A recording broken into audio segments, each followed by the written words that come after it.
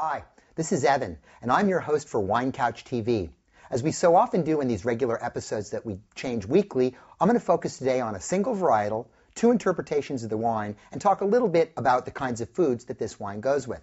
Well, America's most popular white wine, undeniably, is Chardonnay. Chardonnay makes regal, fabulous wines all over the world, but recently has gotten a little bit of a bad rap as people have become bored with it. That's really too bad because some of the nicest wines in the world happen to be made out of this grape.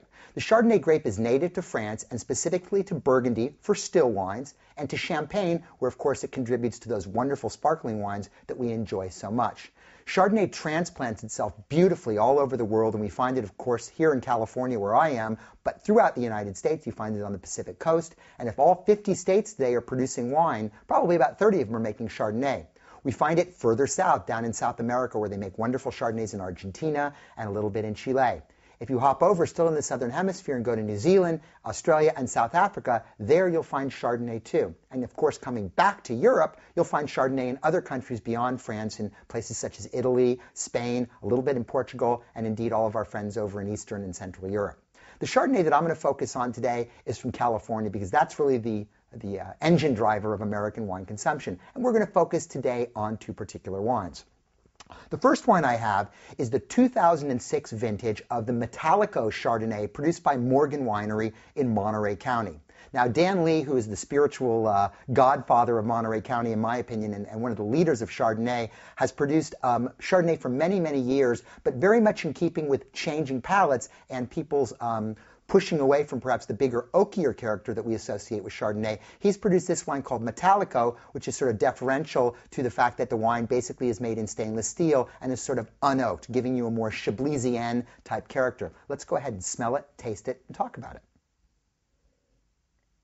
Right off the bat, what I notice here is a very strong sort of citrusy component, a little bit of lemon on the sweeter side, but to me more of that sort of signature, almost light pineapple and a round melon character that I associate specifically with Monterey County. Monterey County has a very voluptuous fruit character, which is perhaps not as lean as what you might find in Carneros and places further north, nor quite as rich and completely tropical as what you'll find further down south in, say, Santa Barbara. No oak, of course.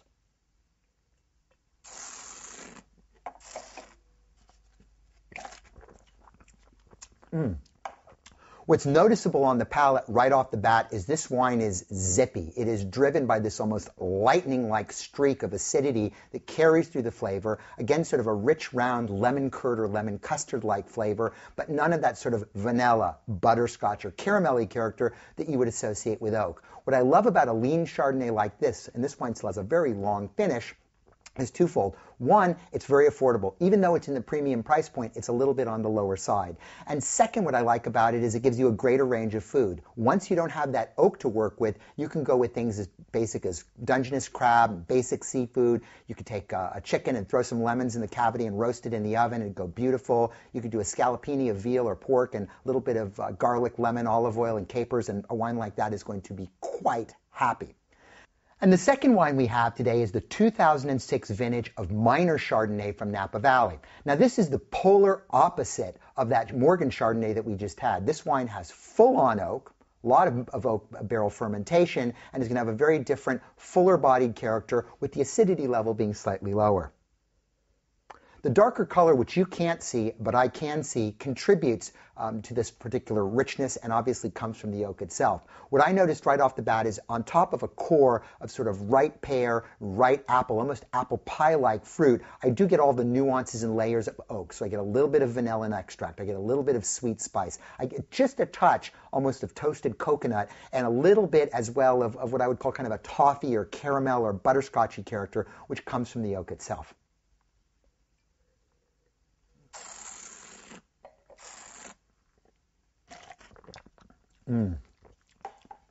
This wine is rich, it's full-bodied, it has a very smooth, creamy, velvety texture to it, a nice mouthfeel and weight, and a very long finish, but not necessarily as zippy as the Metallico Chardonnay we had just a couple of minutes ago.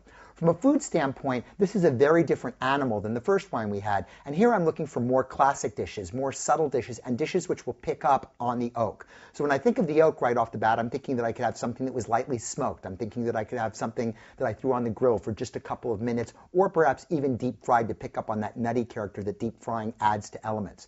The other thing I'm thinking is because it's so creamy and rich, this is a wonderful candidate for thicker sauces. Rich stock reductions, cream sauces, things like that will pair very, very nicely with it. And what I don't want here are big flavors and lots of bold, rich spices, because Chardonnay, even though it's a big wine, it's still relatively elegant, and styles like this can be easily mashed or overpowered or overwhelmed by foods which are a little too strong. So anyway, some new think on your Chardonnay. So before we go, let's focus on the Wine Couch word of the week. And this week's word, which I already referenced, okay, it's a phrase, is malolactic fermentation. Now, this is a scary thing that sounds like you don't want to get it when you go to the hospital or something like that, but it refers to changing the malic acid, which is one of many acids that you find in grapes, along with citric acid and other types of acids, and converting it from that hard, sharp stuff. It's kind of like what you find in green apples when you bite into them, they kick your teeth in, and softening it into lactic acid, which is what you find in yogurt and sour cream and dairy products. In doing so, the actual perception of acidity is softened and lowered, but you also pick up this other flavor, which gives that kind of buttered popcorn or buttered caramel-y type character, which is called diacetyl, which could be another word of the week at some point in time. But anyway, for what you need to know is malolactic fermentation, or it's called in the trade ML, is what softens Chardonnay down and many other white wines and gives you that sort of buttered or buttered popcorn character and richness to your wine. Anyway, that's all the time we have right now. Until next time, you take care.